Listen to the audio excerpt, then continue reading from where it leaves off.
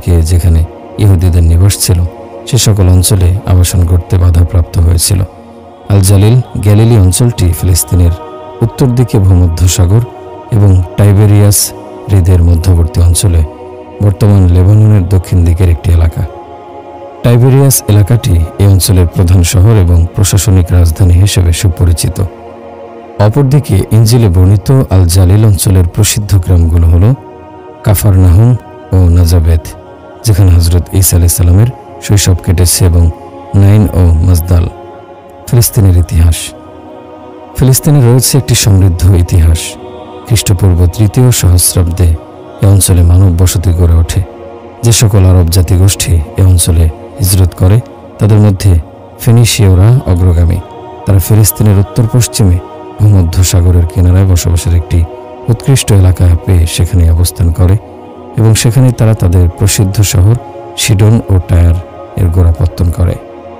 ফিনিশীয়দের দক্ষিণ দিকে আরও কিছু আরব উপজাতি বসতি স্থাপন করেছিল। এ সকল উপজাতি জর্ডানের পশ্চিম তীরে ফিলিস্তিনের মধ্য অঞ্চলে ভূমধ্যসাগরের দিকে বসতি স্থাপন করেছিল। এ সকল জনপদকে পরবর্তীকালে তাদের নামে নামকরণ করা হয়েছিল। কানানি সম্প্রদায়ের নামে কানান অঞ্চল নামকরণ করা হয়। কানান অঞ্চল একাধিক শহর নিয়ে গঠিত ছিল। তন্মধ্যে সর্বাধিক গুরুত্বপূর্ণ শহর হল সামেরা, যা পরবর্তীকালে খ্রিস্টপূর্ব 880 অব্দে ইসরায়েলের রাজধানী হিসেবে প্রতিষ্ঠিত হয়েছিল। খ্রিস্টপূর্ব 1200 অব্দে ক্রিট দ্বীপপুঞ্জ থেকে বেশ কয়েকটি জনপদ ভূমধ্যসাগরের পারে অবতরণ করে। তাদেরকে ফিলিস্তিন গোত্র বলা হতো। তারা জাফা এবং গাজা অঞ্চলের মধ্যবর্তী অঞ্চলে অবস্থান করে। কানানি উপজাতিরা তাদের সঙ্গে জাতিগতভাবে মিশে যায়। পরবর্তীকালে তাদের সকলকেই একসঙ্গে ফিলিস্তিনি নামে নামকরণ করা হয়। এই সকল জাতিগোষ্ঠীর দরুন পুরো অঞ্চলকে তখন থেকে ফিলিস্তিন নামে অভিহিত করা হয়। প্রচলিত বাইবেলে হজরত ইব্রাহিম আলাইহিস সালামের আলোচনা রয়েছে, যেখানে বর্ণিত হয়েছে যে তিনি এই ফিলিস্তিন অঞ্চলে ইরাকের বাবিলন শহর হতে হিজরত করেছিলেন। কিন্তু বাইবেল রচয়িতা ইহুদি খ্রিস্টানরা এ বিষয়টির কোনো উল্লেখ করেনি যে হজরত ইব্রাহিম আলাইহিস সালাম ফিলিস্তিনে হিজরত এজন্য করেছিলেন যে তার জাতীয় বনি ইসরায়েল তাকে বিভিন্নভাবে কষ্ট দিয়েছিল এবং তাকে হত্যার ষড়যন্ত্রে লিপ্ত হয়েছিল। অথচ তার অপরাধ ছিল কেবল এটি যে তিনি তাদেরকে মহান আল্লাহর ইবাদতের দিকে আহ্বান করেছিলেন। ফিলিস্তিন ভূখণ্ডে হিজরত করার পর হজরত ইব্রাহিম আলাইহিস সালাম বার্ধক্যে 2 সন্তানের পিতা হওয়ার নিয়ামত লাভ করেন। তারা হলেন যথাক্রমে হজরত ইসমাইল এবং হজরত ইসহাক আলাইহিস সালাম। আর হজরত ইসহাক আলাইহিস সালামের সন্তান ছিলেন হজরত ইয়াকুব আলাইহিস সালাম। ইয়াকুব আলাইহিস সালামের অপর নাম ইসরায়েল। এই সূত্রে হজরত ইয়াকুব আলাইহিস সালামের প্রকৃত বংশধরেরা বনি ইসরায়েল, ইসরায়েলের বংশধর নামে পরিচিত লাভ করেন। বনি ইসরায়েলেরা পশুচারণকারী রাখালদের মতো ফিলিস্তিনের ভূখণ্ডগুলোতে স্থানান্তরিত হতে থাকে। এ ভূখণ্ডে তাদের জীবনযাপন ছিল অনেকটা মরুভূমির বেদুইনদের মতো, যেমনটি মহান আল্লাহ পাক বলেছেন হজরত ইউসুফ আলাইহিস সালামের ঘটনা বর্ণনাকালে। তিনি আমার প্রতি বড়ই অনুগ্রহ করেছেন যে আমাকে কারাগার থেকে মুক্তি দিয়েছেন এবং আপনাদেরকে দেহাত থেকে এখানে নিয়ে এসেছেন। বনি ইসরায়েলদের এই অবস্থা চলমান ছিল। অবশেষে যখন মিশরে ইয়াকুব আলাইহিস সালামের সন্তান হজরত ইউসুফ আলাইহিস সালামের নবুয়তের আত্মপ্রকাশ ঘটে, তখন তারা মিশর ভূখণ্ডে স্থানান্তরিত হয় এবং সেখানে তাদের স্থায়ী আবাস গড়ে ওঠে। পরবর্তীকালে মুসা আলাইহিস সালামের নবুয়তের সময় তার সঙ্গে পুনরায় ফিলিস্তিন ভূখণ্ডের উদ্দেশ্যে মিশর ত্যাগ করে।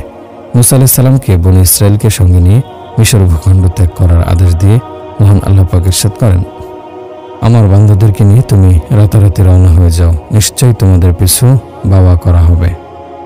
মিশর ত্যাগ করার পর মহান আল্লাহ বনি ইসরায়েলকে ফিলিস্তিন ভূখণ্ডে বসবাসকারী সম্প্রদায়ের সঙ্গে জিহাদ করে তা দখল করার আদেশ প্রদান করেন। কিন্তু তারা এই আদেশ অমান্য করে, ফলে আল্লাহ তাআলা তাদেরকে ময়দানে তিহ তথা তিহ প্রান্তরে 40 বছরের বন্দী জীবনের শাস্তি প্রদান করেন। বনি ইসরায়েল তিহ প্রান্তরে থাকা অবস্থায় হজরত মুসা আলাইহিস সালাম বর্তমান জর্ডানের পূর্ব দিকে মোয়াব অঞ্চলে প্রবেশ করে সেখানকার আরিহা জেরিকো শহর অভিমুখে একটি পাহাড়ের উপর আরোহণ করেন এবং বনি ইসরায়েলকে যে শহরে ফিলিস্তিনে প্রবেশের আদেশ প্রদান করা হয়েছিল সেই শহরের দিকে আঙ্গুলি নির্দেশ করেন। হজরত মুসা আলাইহিস সালাম তার জীবদ্দশায় বনি ইসরায়েলকে নিয়ে ফিলিস্তিনের পবিত্র ভূখণ্ডে প্রবেশ করতে সক্ষম হননি। তিনি মোয়াব অঞ্চলে ইন্তেকাল করেন। হজরত মুসা আলাইহিস সালাম তার মৃত্যুর পূর্বে ইউশা ইবনে নুন নামক এক ব্যক্তিকে বনি ইসরায়েলের নেতৃত্বের জন্য নির্বাচন করে যান। পরবর্তীকালে আল্লাহ তাআলা তাকে নবুয়ত দ্বারা ভূষিত করেন। তিহ প্রান্তরের 40 বছরের সাজাকাল সমাপ্ত হওয়ার পর খ্রিস্টপূর্ব 13 শতাব্দীতে হজরত ইউসা আলাইহিসসালাম বনু ইসরায়েলকে সঙ্গে নিয়ে জর্ডান নদী পার হয়ে কানানীদের ভূখণ্ড ও পবিত্র শহর ফিলিস্তিনে প্রবেশ করেন। এখানে প্রবেশের পর বনু ইসরায়েল সর্বপ্রথম স্থায়ী নিবাস লাভ করে এবং ফিলিস্তিন ভূখণ্ডকে নিজেদের আবাসস্থল হিসেবে গ্রহণ করে। বনু ইসরায়েলের যুগ। ফিলিস্তিনে বনু ইসরায়েলের জীবনে 3টি স্বতন্ত্র যুগ অতিবাহিত হয়েছে। 1. বিচারকদের যুগ। এই যুগে গণক শ্রেণীর বিচারকরা ইহুদিদের শাসকের ভূমিকায় অবতীর্ণ হয়। এ সময় বনু ইসরায়েলের মাঝে কোনো রাজা বাদশাহ ছিল না। এ বিষয়ে প্রচলিত বাইবেলের বিচারক চরিত্র পুস্তকে আলোচনা করা হয়েছে। 2. রাজাদের যুগ। এটি সেই যুগ যেখানে রাজকীয় শাসন শুরু হয়েছিল। আল্লাহ তাআলা এই সকল রাজা বাদশাদের মধ্যে সর্বপ্রথম রাজার আলোচনা করেছেন নিম্নোক্ত আয়াতে কারিমায়।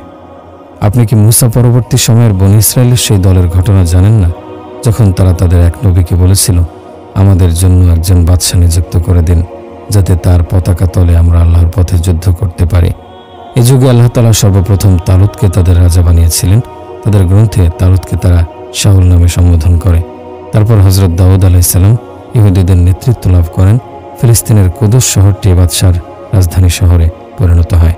হযরত দাউদ আলাইহিস সালামের পর তদীয় পুত্র হযরত সুলাইমান আলাইহিস সালাম রাজত্ব এবং নবুয়তের ক্ষেত্রে পিতার স্থলাভিষিক্ত হন। পিতা হযরত দাউদ আলাইহিস সালাম এবং পুত্র হযরত সুলাইমান আলাইহিস সালামের যুগ বনী ইসরায়েলদের সোনালী যুগের 2টি অধ্যায়। 3. বিভক্তির যুগ। বনী ইসরায়েলের শাসন ব্যবস্থার পতন। হযরত সুলাইমান আলাইহিস সালামের পরবর্তী সময়ে বনী ইসরায়েল 2টি পৃথক রাষ্ট্রে বিভক্ত হয়ে পড়ে। একটি ফিলিস্তিনের দক্ষিণ ভূখণ্ডে ইয়াহুদা রাষ্ট্র, জুডিয়া রাষ্ট্র, যার রাজধানী ছিল আল কুদস বা জেরুজালেম। অপরটি উত্তর ভূখণ্ডে ইসরায়েল রাষ্ট্র, যার রাজধানী ছিল নাবলস, যা বর্তমানে গ্যালিলি শহরে অবস্থিত। উভয় রাষ্ট্রের মাঝে বৈরিতা ও বিরোধ লেগেই থাকত।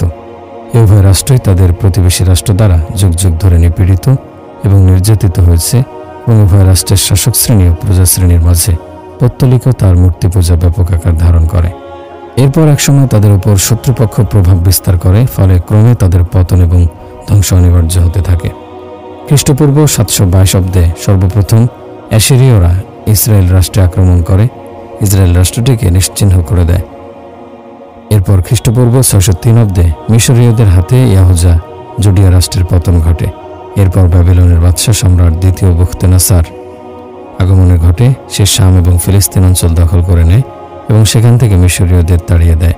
এরপর দ্বিতীয় আক্রমণে ইয়াহুদা রাষ্ট্রটিকেও সে চরম তাণ্ডব চালায় এবং এটিকে ধ্বংস করে মাটির সঙ্গে মিশিয়ে দেয়। সে জেরুজালেমের উপাসনালয় ধ্বংস করে দেয় এবং ইহুদিদেরকে বন্দী করে ব্যাবিলনে নিয়ে যায়। ইহুদিদের এই বন্দিদশাকে ব্যাবিলনের বন্দিদশা নামে ইতিহাসে আখ্যায়িত করা হয়। সম্রাট বুখতেনাসারের এই ধ্বংসলীলার পর খ্রিস্টপূর্ব 586 অব্দে কার্যত ইয়াহুদা রাষ্ট্রের চূড়ান্ত পতন ঘটে। এরপর খ্রিস্টপূর্ব 538 অব্দে শাসানী সম্রাট সাইরাস দ্য গ্রেট দ্বিতীয় সাইরাসের হাতে যখন ব্যাবিলনের পতন ঘটে, তখন সে ইহুদিদেরকে বন্দিদশা থেকে মুক্ত করে বাইতুল মুকাদ্দাসে ফিরে যাওয়ার অনুমতি প্রদান করে। সে সেখানকার ইহুদিদের উপাসনালয় পুনর্নির্মাণ করে দেয় এবং তাদের মধ্য হতে তাদের একজন শাসক নিযুক্ত করে দেয়। ইহুদিরা এ সময় শাসানীদের গোলাম হিসেবে জীবনযাপন করতে শুরু করে। খ্রিস্টপূর্ব 538 অব্দ থেকে 332 অব্দ শাসানীদের শাসন অব্যাহত থাকে। এরপর দৃশ্যপটে আগমন ঘটে গ্রিক সম্রাট আলেকজান্ডারের। তার আক্রমণ ছিল জলোচ্ছ্বাসের ন্যায়। শাম, ফিলিস্তিন প্রভৃতি অঞ্চল তিনি শাসানীদের শাসনমুক্ত করে খ্রিস্টপূর্ব 4th শতাব্দীর শেষ ভাগে সেগুলোকে গ্রিকদের শাসনাধীন নিয়ে আসেন। খ্রিস্টপূর্ব 1ম শতাব্দী পর্যন্ত এই অঞ্চলগুলো গ্রিকদের অধীনে থাকে। খ্রিস্টপূর্ব 63 অব্দে আগমন ঘটে রোমান সেনাপতি পম্পেই দ্য গ্রেটের। সে গ্রিক শাসন ব্যবস্থার পতন ঘটিয়ে ইহুদিদেরকে রোমান শাসন ব্যবস্থার অধীনে নিয়ে আসে। ইহুদিরা রোমকদের শাসনাধীনে থাকাকালীন আগমন ঘটে হযরত ঈসা আলাইহিস সালামের। রাজনৈতিক ও সামাজিক অবস্থা। ফিলিস্তিন ভূখণ্ডটি খ্রিস্টপূর্ব 13 অব্দ পর্যন্ত রোমান শাসনাধীন থাকে। এ সময় ইহুদিরা নীতিগতভাবে 2টি দলে বিভক্ত হয়ে পড়েছিল।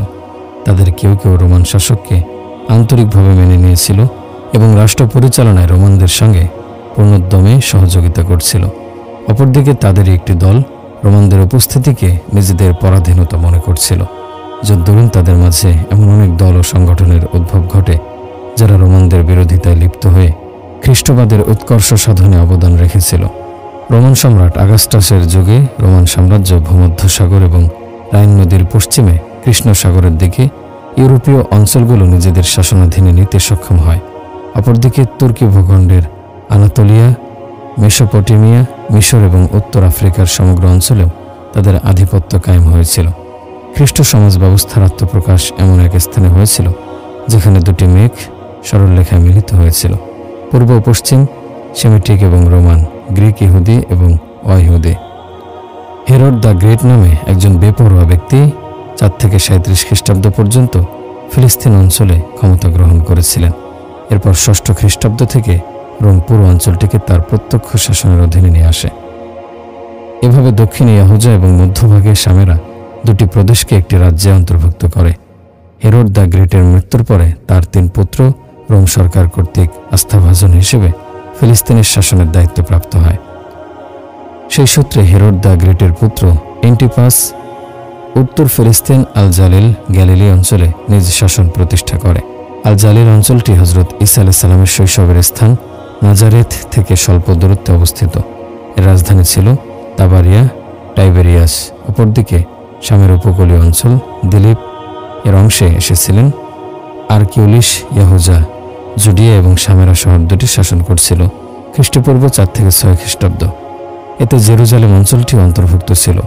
রোমান সম্রাট আগাস্টাসের পরে রোমক সাম্রাজ্যের অধিপতি হন সম্রাট টাইবেরিয়াস।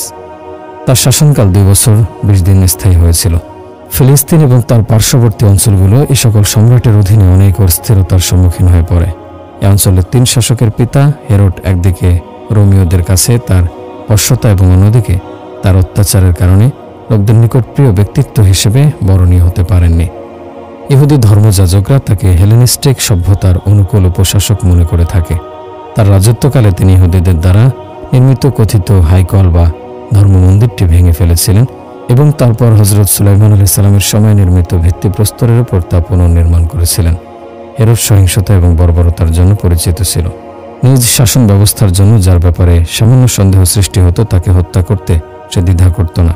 প্রভাব ও কর্তৃত্ব প্রীতির চিঠিফোঁটা পরিলক্ষিত হওয়ায় সানহেড্রিন নামক ইহুদি জুজির সদস্যদের উপর সে নিষ্ঠুর উপায়ে অত্যাচার চালিয়েছে। হেরোড যখন মারা যায় তখন তার রাজ্য সামাজিক ও অর্থনৈতিকভাবে এসে পড়ে এবং রাজনৈতিকভাবে তার 3 ছেলের মধ্যে বিভক্ত হয়ে যায়। এই বিভক্তি তার মৃত্যুর পরে বিপ্লব ও অস্থিরতা ছড়িয়ে দেওয়ার ক্ষেত্রে উপলক্ষ তৈরি করেছিল এবং এর ফলে ইহুদিদের মাঝে উগ্রবাদী ও মধ্যপন্থীদের বিভিন্ন জোট প্রতিষ্ঠিত হয়েছিল এবং এই সমস্ত কিছু 70 খ্রিস্টাব্দে জেরুজালেমের ধ্বংসের পথকে ত্বরান্বিত করেছিল। ইহুদিদের শাসনকারী আর্কিলিস্টের রাজত্বকাল এতটাই খারাপ ছিল যে ইহুদিরা তার বিরুদ্ধে রোমান সম্রাটের কাছে অভিযোগ করেছিল। রোমান সম্রাট তাকে অপসারণ করেছিলেন এবং রোমান বংশোদ্ভূত পন্টিয়াস পিলাতসকে 296 খ্রিস্টাব্দে ইহুদিদের শাসক নিয়োগ করেছিলেন। তার শাসনকাল 10 বছর স্থায়িত্ব লাভ করেছিল। এরপর তাকে অপসারণ করা হয়। সে সময় আলজাসিল অঞ্চলের অধিপতি ছিল আন্টিপাস, যে তার ভাই আর্কিলিউসের চেয়ে অধিক নিষ্ঠুর প্রকৃতির ছিল। বিবাহ নিষিদ্ধ নারীকে বিবাহ করা হারাম ফতোয়া প্রদানের দরুন হজরত জাকারিয়া আলাইহিস সালামকে এই আন্টিপাসই হত্যা করেছিল। নিউ টেস্টামেন্টের লেখক উল্লেখ করেন যে তার ধূর্ততার কারণে হজরত ঈসা আলাইহিস সালাম তাকে শিয়াল নামে আখ্যায়িত করেছিলেন। এ সময় অনেক ইহুদি জাতিগোষ্ঠী হজরত মুসা আলাইহিস সালামের শরীয়ত ত্যাগ করে রোমান সাম্রাজ্যের অধীনস্থ এবং হজের জন্য ফিলিস্তিন ও জেরুজালেমে আগমনকারী ইহুদিদের দ্বারা প্রভাবিত হয়ে পড়েছিল। এমনকি ধর্মের নেতারাও তাদের ধর্মীয় কেন্দ্র থেকে বিচ্ছিন্ন হয়ে হজরত মুসা আলাইহিস সালামের শরীয়ত ত্যাগ করেন। এ বিষয়টি ফরিসীদেরকে মূল শরীয় বিধানের দিকে ফিরে আসতে এবং প্রতিশ্রুত মাসিহ হজরত ঈসা আলাইহিস সালামের ব্যাপারে এসেনিস সম্প্রদায়ের অপেক্ষাকে আরও বাড়িয়ে তুলেছিল। জেরুজালেম থেকে আসা হজযাত্রী প্রতিনিধি দলের সঙ্গে রোমানদের বেশ কয়েকটি সংঘর্ষ হয়। সংঘর্ষ অনেক জায়গায় ছড়িয়ে পড়েছিল, বিশেষত 2 সাম্রাজ্য এবং ওই দলের মাঝে, যারা আল গাইজুরুন বা আত্মমর্যাদাবোধ সম্পূর্ণ সম্প্রদায় নামে অভিহিত হতো। এ সম্প্রদায় বিদেশি ঔপনিবেশিক শক্তি এবং তার অধীনে ট্যাক্স প্রদানের বিষয়টিকে প্রত্যাখ্যান করার ক্ষেত্রে কট্টরপন্থা এবং ইহুদি উপাসনালয়টিকে অইহুদিদের পক্ষ থেকে মুক্ত করার প্রয়াসে চরম ধর্মীয় অসহিংসতা পোষণ করত। বেশিরভাগ ঐতিহাসিকের মতে ফিলিস্তিন অঞ্চলটি রোমান উপনিবেশের বিরুদ্ধে উত্তেজনাপূর্ণ ও বিদ্রোহী মনোভাবাপন্ন ছিল, বিশেষত সাইবেরিয়াসের রাজত্বকালে।